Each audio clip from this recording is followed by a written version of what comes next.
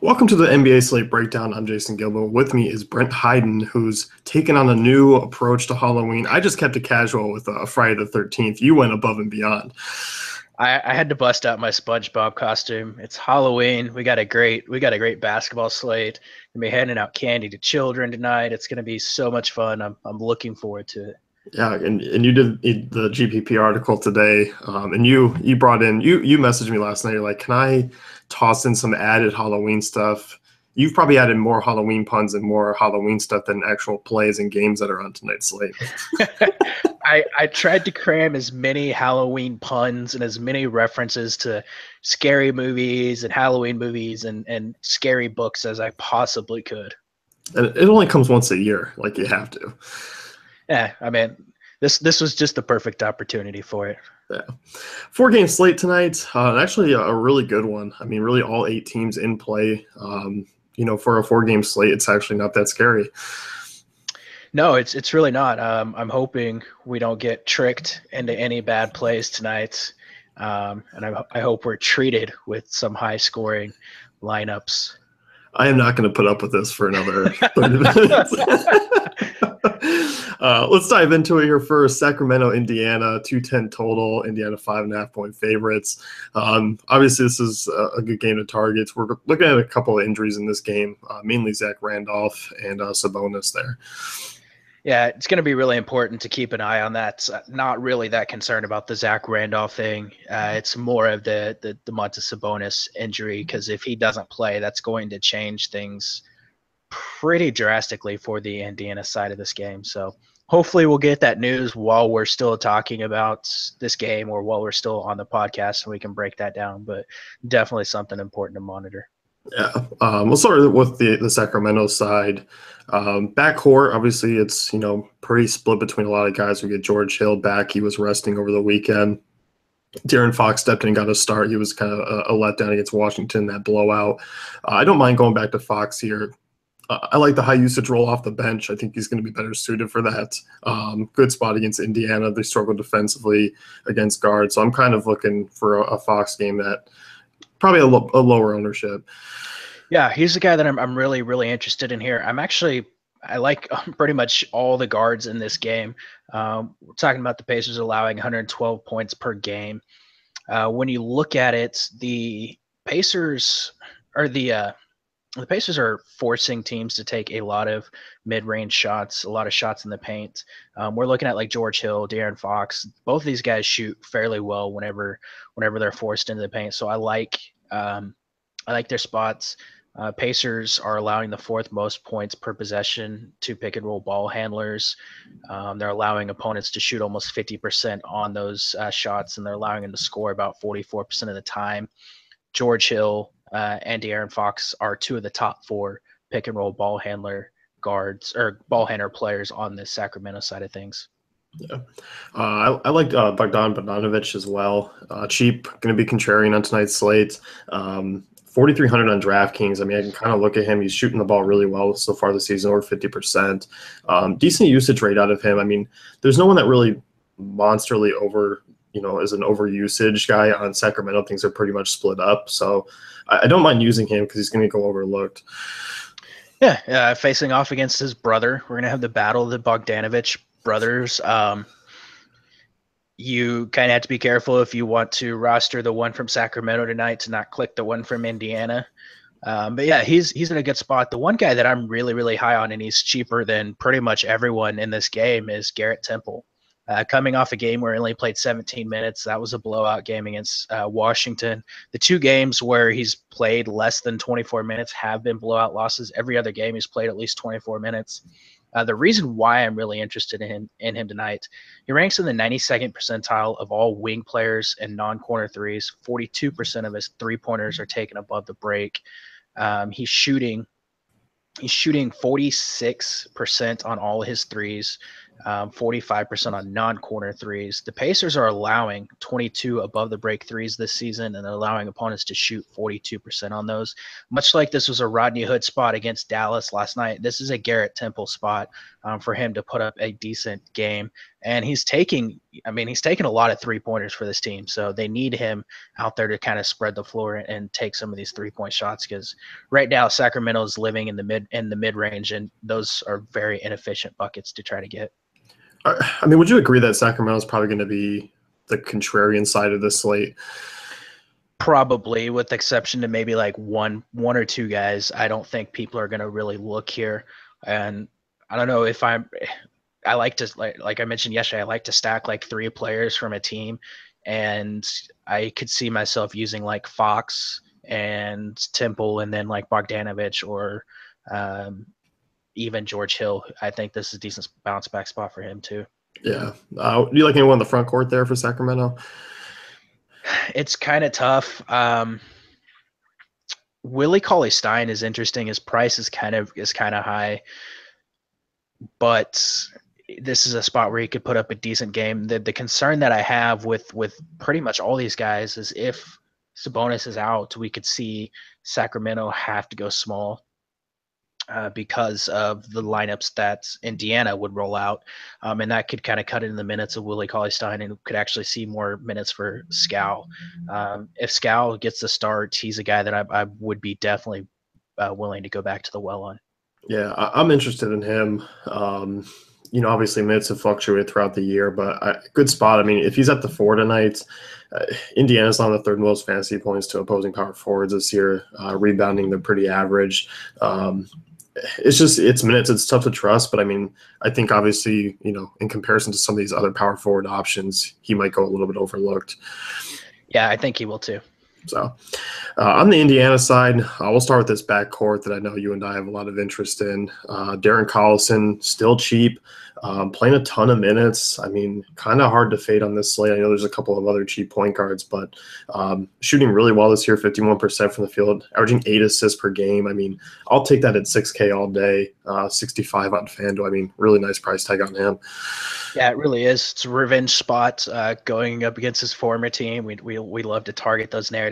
It is just a really good spot. I think he might end up going overlooked. He's playing a lot of minutes. Usage is decent for him. This is a good spot as well. The Kings kind of struggle to defend guys that take corner threes, and that's one of Collison's strengths. So he's a guy that I'm kind of looking at point guard, especially on FanDuel. Yep.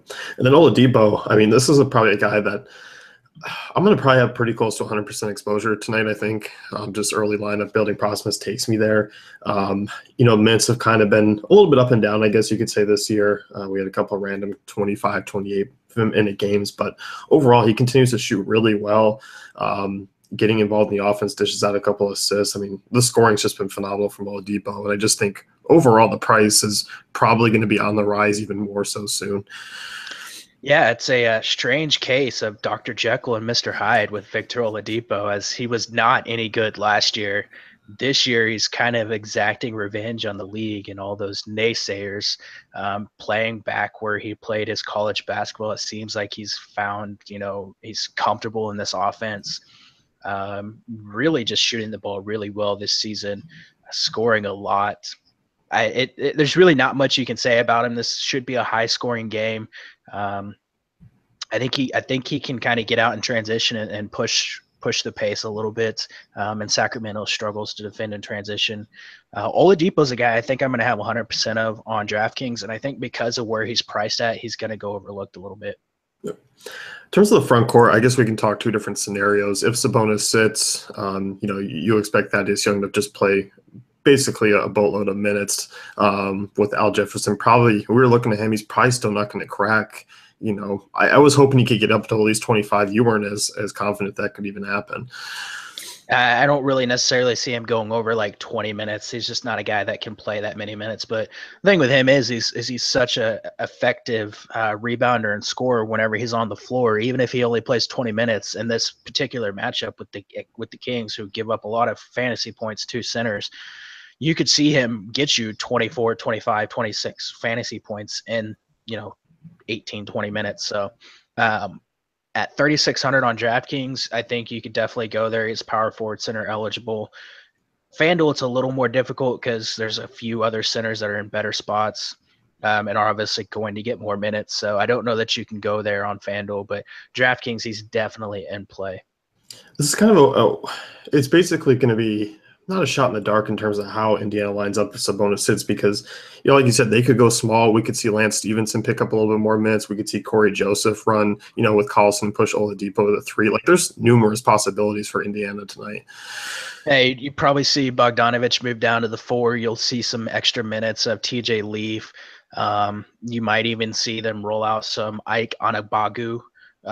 Don't use him tonight. He won't play big minutes, but he's another guy that could just get in there and eat up, 5, 6, 7 minutes. I would expect Young to probably move to the 5, which he's kind of undersized for, which, as I mentioned earlier, could force Sacramento to go small with their lineup. Yeah, and you put Thaddeus in your GPP article today and called him Uncle Fester. Yeah, I mean he's like Fester from the Addams Family. No one ever wants to talk about this guy. He's kind of forgotten member of this Pacers squad, but he does have some value, and he's much needed on tonight's slate if Sabonis is out. Yeah. And if Sabonis plays, I'm all about using him again. I expect the train to just basically keep on rolling. Yeah, same here. It's a great spot for Sabonis.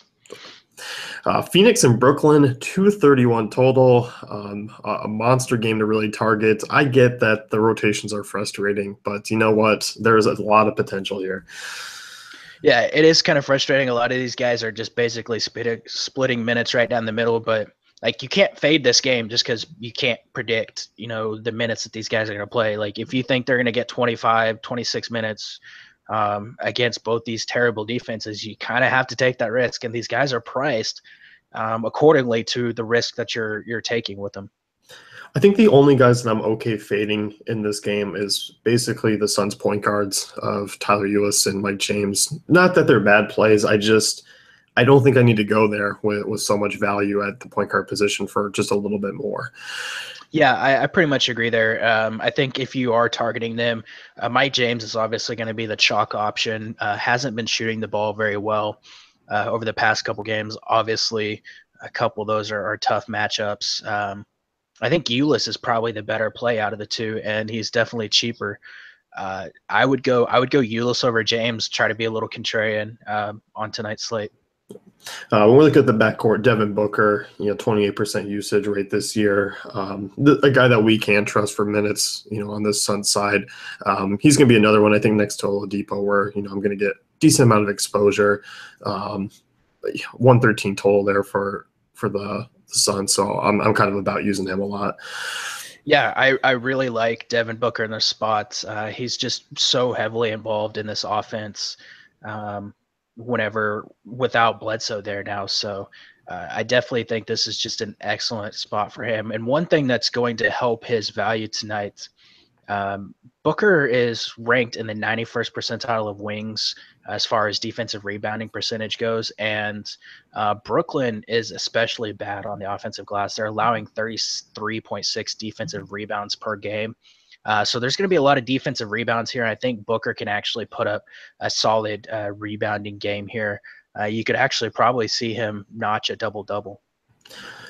That's always been the thing I've had with Booker. It's like if he basically doesn't score 30 real points in a game, he's kind of going to struggle. But this year, I mean, as you mentioned, he's picked up rebounding nearly 6 per game. He's averaging 4 assists as well. So like he's starting to kind of dish out a fuller line, which makes me comfortable just kind of plugging him in. Yeah, same here. So, TJ Warren next on the list for the Suns guys. A guy that I don't mind using tonight. Great value on this slate. Cheap. He's only 5,200 over on DraftKings and FanDuel.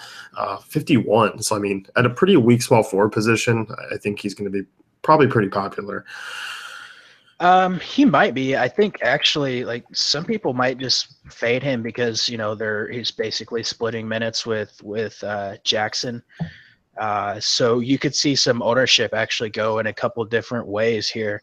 I actually really, really like TJ Warren tonight. So we were talking pre-show about the matchup for Warren.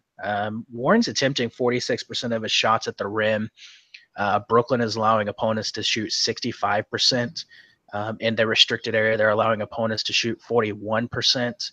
On mid-range jumpers, and Warren's attempting 45% of his shots there. So majority of his shot selection is coming at the rim or in the paint, where Brooklyn is just really bad on defense. And then also Brooklyn struggles to defend ball handlers in the pick and roll, and Warren is averaging 1.26 points per possession as the pick and roll ball handler. I think this is an excellent TJ Warren spot for him to actually put up a huge game. And because his minutes are, in that mid 20s range, he may go overlooked. Marquise Chris, really cheap on tonight's slate. I was kind of disappointed, obviously, the minutes last game. I just kind of wondered if he was still a little bit hindered by the ankle injury, but I like him a lot tonight. Good spot. Brooklyn struggles against power forwards. Another kind of cheap Suns guy I think you can get exposure to. I get the front court minutes there where Tyson Chandler, Alex Len, Marquise Chris, sometimes you can see Jackson kind of move up to the forward sometimes. Like, it can get a little bit crowded, but Chris is a guy that I'm really interested in using tonight. I really do like Chris. I think he's in an excellent spot. With Brooklyn obviously giving up a lot of fantasy points to power forwards, you could see him put up a good game. You could see Dragon Bender actually put up a good game, and he's a little bit cheaper. His minutes have he climbed up to 28 minutes against Portland. Obviously, that was kind of at the expense of Marquise Chris. These two guys are splitting minutes as well, so you could actually make a case for both of them there. So, Tyson Chandler, you got a nice little nickname for. Yeah, Frankenstein's monster. He's big and kind of ugly, but he's soft on the inside, and he just wants people to love him. And Jay Triano is showing him some love. I mean, he's playing decent minutes each night. This is, again, a great matchup for bigs. I think you could look at Chandler and GPPs. I think he could probably get you 30 fantasy points at only 4,100. You could, if you're fading Drummond on FanDuel, Chandler's a guy that I would look at as well. And then Alex Len is splitting the other minutes with Chandler. So when Chandler's not on the court, Alex Len's spending a lot of time out there, and he's another guy that I have a lot of interest in. Yeah, Len's played 22 and 29 minutes over the last few games. Tough matchups. I mean, against Portland and against Utah, 26 FanDuel points in each. I don't mind Len, like you said. I mean, I think when you kind of look at that range where, say, Sabonis does sit, like you have Willie Cauley-Stein, Chandler, Al Jefferson, Len, like there's some interesting value plays down at the center position. Yeah, there really are.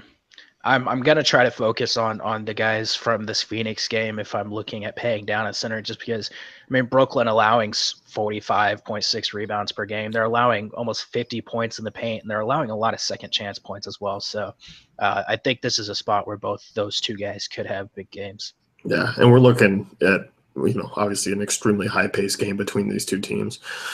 Yeah, for sure.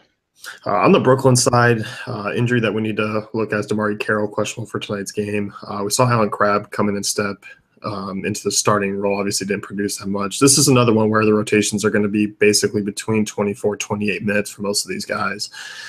Yeah, and we might actually get the DeMarre Carroll news in the next couple of minutes, because we just got news that Jarrett Allen is going to be out for the Nets, which we'll get to that when we're talking about the big men. But looking at the Suns, they're allowing opponents to shoot 47% from the floor.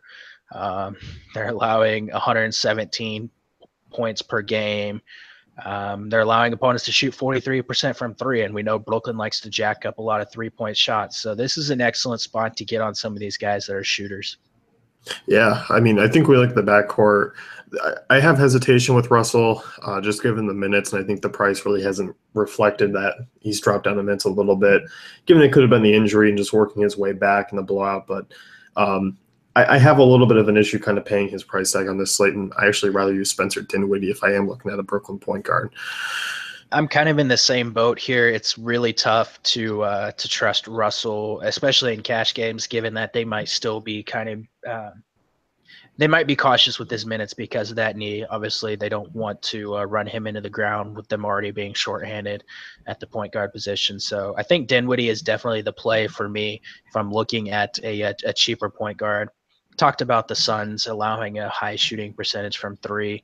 They're allowing opponents to shoot almost 45% on above the break threes. And if you look at who leads the Nets in those types of shots, Dinwiddie is taking 36% of his threes from above the break. DeMarre Carroll is up there as well. He's at 34%. Alan Crabb, who people are probably going to be off of because of a bad game, he's taken 50% of his 3-point attempts are from above the break. That's 94th percentile among the wings. This is an excellent Alan Crabb spot, and I will definitely have a lot of exposure to him, regardless of the DeMarre Carroll news. Yeah, I think I saw a tweet a few days ago that was Mike Gallagher mentioned that Dinwiddie was playing some minutes next to Russell, which definitely helps out his appeal that, he's not just going to be a backup. He can play alongside him. Yeah. With what Dinwiddie has been able to do, it's really tough to ignore him in this spot. Yeah. As far as the front court guys go, I mean, Trevor Booker's a guy I know you always have some interest in. Any interest tonight? A little bit. I want to see his minutes get back up there. He's been playing a few less minutes over the past few games. I think last 3 games he hasn't even gone over 20 minutes. I'd like to see those minutes get up there a little bit more. With Jared Allen out, that might happen tonight. So you could definitely look at him in GPPs. DeMarre Carroll's a lock for me if he plays. Excellent DeMarre Carroll spot. If he sits, Joe Harris is very, very interesting as a cheap forward option. Rondé Hollis-Jefferson is a guy I have a little bit of interest in tonight. Probably going to go obviously overlooked. Not a huge usage guy, but in this type of spot, I mean, I think the scoring can be there, and I think he actually kind of can put up an all-around game just given the fact that he's a decent defensive producer in terms of steals and blocks, and a decent spot for him. I mean, just in terms of the pace of the game. Not that Phoenix has really been bad against power forwards this year. Yeah, no, I mean, it is a really good spot for him too.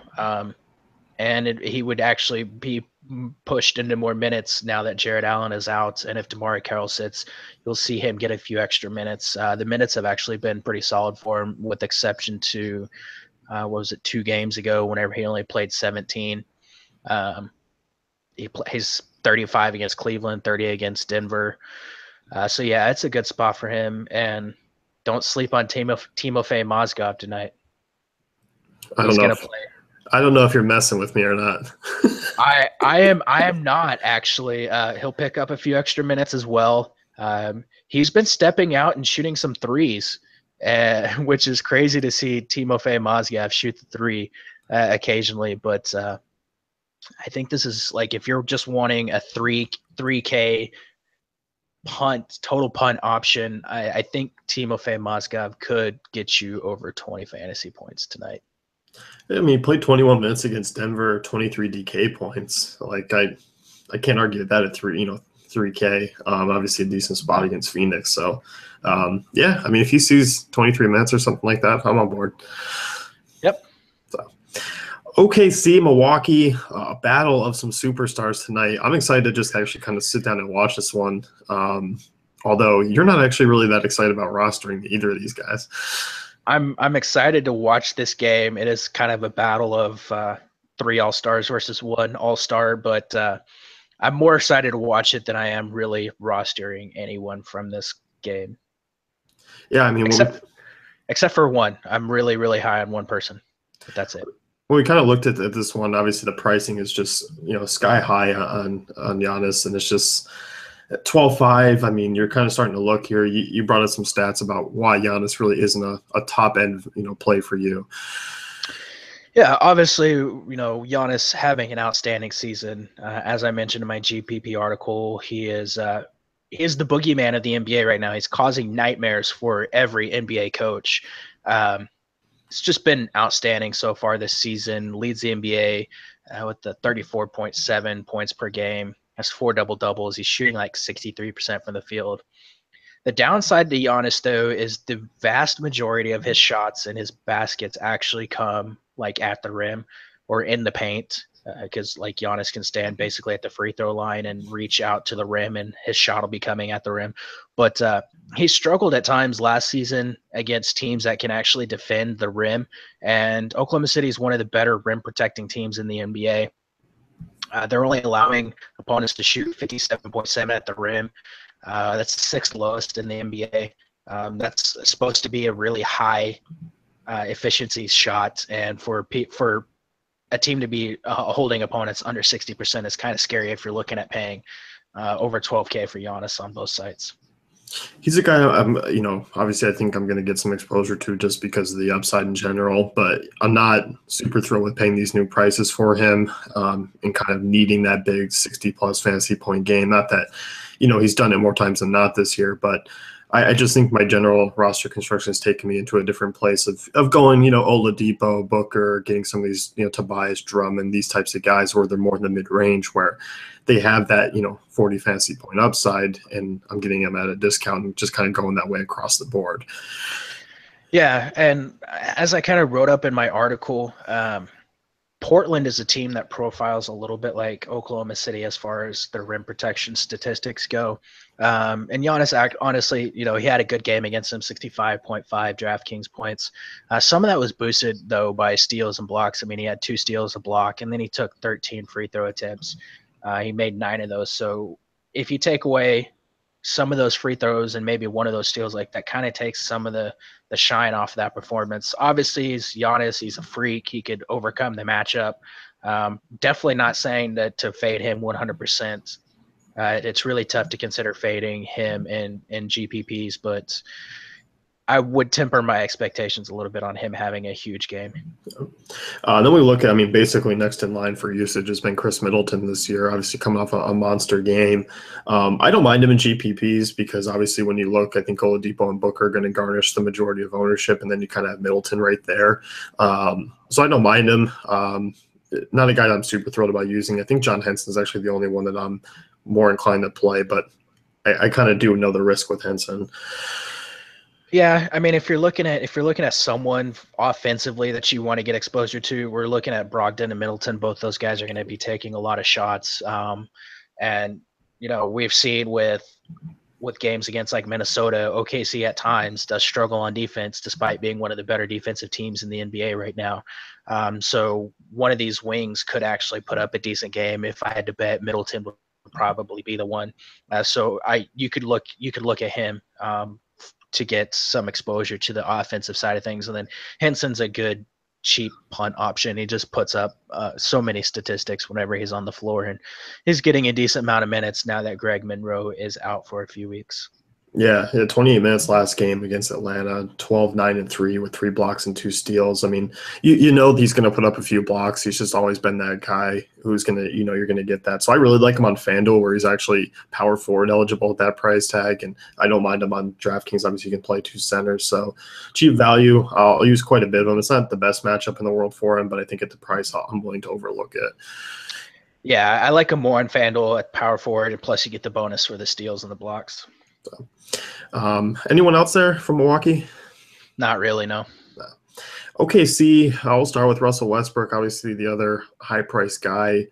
I'm not going to tell you to not play him. I built a couple lines with him and already in it, but, I'm not making him a priority on this slate. I mean, obviously, I think when you look, probably 50 fantasy points is where he's going to come close to at the end of the night. Yeah, I mean, he's never really put up huge games against Milwaukee last season, 55.8, 52.3. I think an expected range of outcomes would be somewhere around that 50 to 55 fantasy points for him. Obviously, it's Westbrook. He could come out and put up just a massive game. He's probably going to notch a triple-double, but as we saw against the Bulls, even Russ putting up a triple-double nowadays is 55 fantasy points. So 11-2, it's a little more stomachable than Giannis's price. So you could definitely go there. I wouldn't say 100% fade Westbrook tonight. No, I wouldn't either. I kind of like some of the secondary options for the Thunder. I know you like Carmelo Anthony. You say it's a really good spot for him. Yeah, it really is. We want to target wing players against the Bucks because they defend like OKC. They do defend the rim really well. They're allowing like a league low 30.8% field goal percentage in the paint, but they're allowing opponents to shoot 43% in the mid range, 33% on corner threes, and 40.2% on above the break threes. The reason why I really like Carmelo in this spot is he's actually getting a lot of those above the break threes this year. 38% of his threes qualify as above the break threes, which is like the best in the NBA, is in the 100th percentile among forwards. He's only shooting 35% of those, so he's not incredibly efficient, but the Bucks not really great at defending those. So I think this is a spot where Melo, based on his shot profile and especially the 3-point shot profile, I think this is a good spot for him. Also in transition, he's really, really good in transition. The Bucks struggle. They're allowing 1.2 points per possession in transition. 27% of the Thunder offense is in transition this season. And Melo is second on the team in points per transition possession at 1.63, which is really, really high. If you look at how that ranks in the NBA, that's in the 97th percentile. So he's incredibly efficient there. Just an excellent Carmelo spot, and his price has come down where I'm extremely comfortable with rostering him. Yep. I think the other guy that I was taking a look at, Steven Adams. I just feel like once again he's extremely underpriced for what his production's been. Averaging 14 and 8. We know the defensive stats are going to be there as well. He's averaging right about 1.5 blocks per game this year. 5,800 on DraftKings. 66 on FanDuel. I mean, I think if you're not going Drummond, I think Adams is the guy that you should really be looking at hard. Decent spot against Milwaukee. Milwaukee's always been a team that I don't mind starting centers against. Obviously, Henson, Thunmaker are kind of more defensive-minded centers, but Adams really has no problem. Yeah, there's not a whole lot that I can add to that. I mean, you made an excellent case there for him. I will say, talking about the Bucks in transition, Adams actually leads the Thunder in points per transition possession at 1.86. He's their most efficient player in transition. So if OKC gets out and runs this game, we could see Adams actually put up a really good spot. Yeah, there's really no one else that I'm considering using for OKC. It's pretty cemented in. Yeah, I mean, if you wanted to go Paul George, I wouldn't say no to that. No, it's not a bad price on FanDuel. I think if you're building multiple lineups, like he's an interesting pivot off of Giannis, especially if he can get that 40, 45 fantasy point game and Giannis really only goes, 50, it doesn't produce a ton. You're getting basically a $4,000 or $5,000 discount and pretty a difference in terms of fantasy production.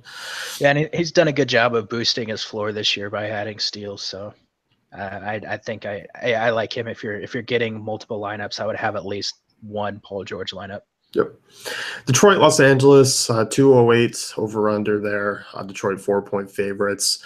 Good spot for Detroit here tonight. I think really across the board, all 5 of their starters are realistically in play. Yeah, it's going to be tough to narrow down how you want to attack the Detroit side of this thing because, as you mentioned, everybody from the Detroit side of this game, even a couple of their bench guys are in play. I think, obviously, the mega chalk obvious play of the night is Andre Drummond, but you could make a case for fading him as well. So a lot of good options from the Detroit side of this. Yeah, I think when we look, Tobias and Drummond in the front court are obviously tremendous options. I kind of caught on to me with Stanley Johnson for a cheap contrarian side of this Pistons team because I think the Pistons will come in somewhat, mid-range in terms of ownership. But Stanley Johnson's really cheap. Lakers turn the ball over quite often. Johnson's a guy who, will take some shots from time to time. He's not a terrific shooter, but he's going to produce some steals. So I don't mind taking the punt there and trying to get a little late night hammer with some low ownership. Yeah, I could definitely see that. I mean, he's a guy, most of the games this season, he's been playing a decent amount of minutes. He's gone over 40 twice. He's double-digit shot attempts in, I think, 3 of those contests. So against a team that gets out and runs in transition, turns the ball over a lot, you could definitely see a decent game out of Stanley Johnson. And then you look at the backcourt, Avery Bradley. You joked around and said we were never going to mention him on this pod again after he missed a wide open layup attempt. So, but we're back. We're back on the wagon here. Unfortunately, we're back on the Avery Bradley wagon. We did mention the Lakers turning the ball over a lot. They are allowing opponents 11 steals per game, 5.2 blocks. Bradley is obviously a guy that can rack up steals, so that kind of helps boost his floor. He's a guy that's taking double-digit shot attempts. Lakers allowing 46% from the floor. So Lakers defense not terrible, not great, but not terrible. They're allowing about 108.8 points. 108. I said that right. 108.8 points. That's a lot of points per game. But yeah, I think if you're looking in that cheap mid, like that cheap range at shooting guard, Bradley's definitely an interesting candidate. Yep. And then we look at Reggie Jackson. I mean, once again, kind of sitting in this mid range where he's kind of like Darren Collison to me. I feel like they could be a little bit more expensive. Reggie Jackson, I mean, he's not playing huge minutes. He's only averaging about 28, 29 per game this year, but been really productive. Looks like a totally different player in terms of being just involved compared to last year, where we basically would see him start the game and then see Ish Smith, run most of it after that. So I trust Jackson now. I think at these price tags, you can, take a look at him. Yeah, I actually do really like Reggie Jackson. I think he's going to be the chalk option at like that in that price range at point guard. But obviously a great spot for him. He came out against Golden State, played 30 minutes, had a decent game, 22 points, 33 fantasy points. I think that's probably an expected outcome somewhere around the 35 fantasy point range, which you'll take that in cash games at 6,200. Yeah, definitely. Was there anyone off the bench that you were looking at? I mean, you could look at like John Lure. Obviously, he's going to be playing a decent amount of minutes. I think he's been close to 20 in the majority of the games. I think against Golden State, he only played 7, but that's because Andre Drummond literally played the entire second half of that game. So you could make a case for him, especially if this game does somehow get out of control, Detroit starts to run away, Lure might get some extra minutes. And Henry Ellenson was supposed to get extra run. Stan Van Gundy said he wanted to get Henry Ellenson more minutes. And then the game after he said that he didn't play him any minutes. I do want to keep an eye on the news from Detroit. If Ellenson is slated to get a few extra minutes tonight, I would expect to see him put up a decent game.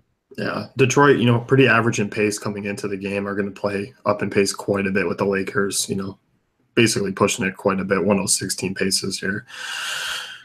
Yeah, it would be a good spot for someone like him. And obviously Andre Drummond, I mentioned making a case for fading him. If you look at how he's performed against Brook Lopez in the past, he's had some pretty bad games against him. In GPPs, I think a smart move would be fade Drummond and go cheap at center.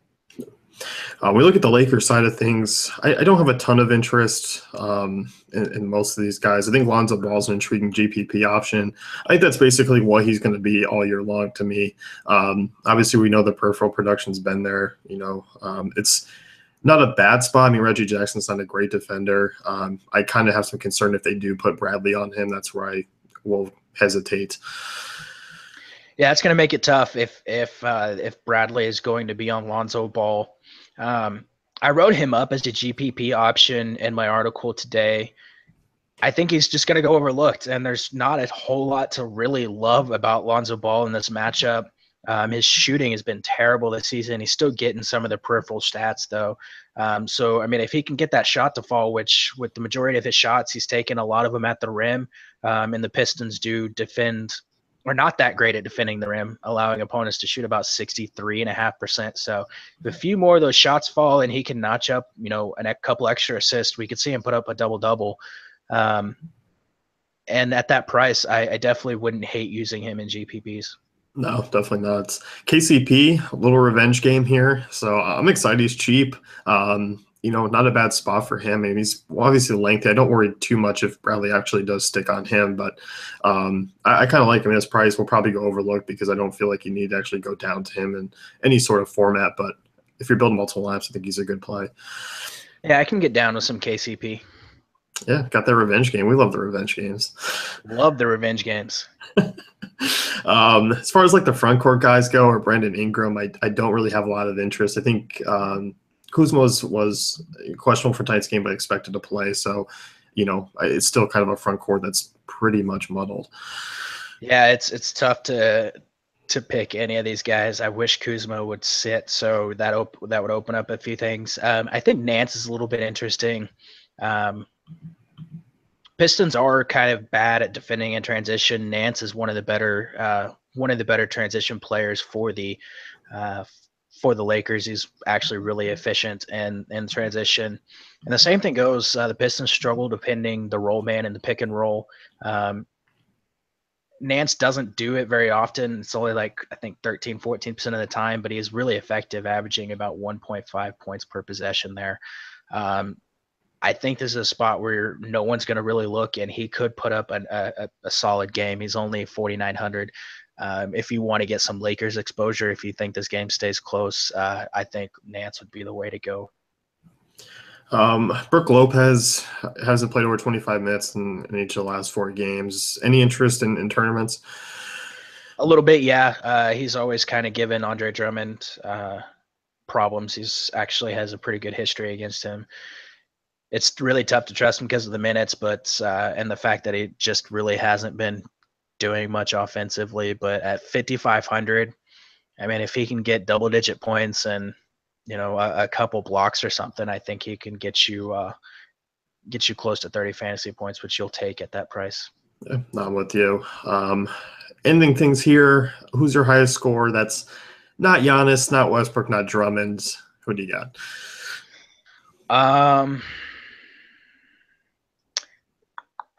I'm going to go Carmelo Anthony. Oh, I like that. I'm going to take Oladipo there. And for once, you know what? You didn't take my guy, so I appreciate it. I thought I'd be generous. I'd give you your own little Halloween Thank treat you. That's not steal your guy. Very nice of you. I get to edit your article and read through all the awesome Halloween puns, and I get to have my own guy, so I appreciate it. You're welcome. You're welcome. That's going to wrap it up for us. You can head on over to fantasycafe.com. You can check out Brent's GPP picks for tonight's slate and the rest of our content, and good luck. Good luck.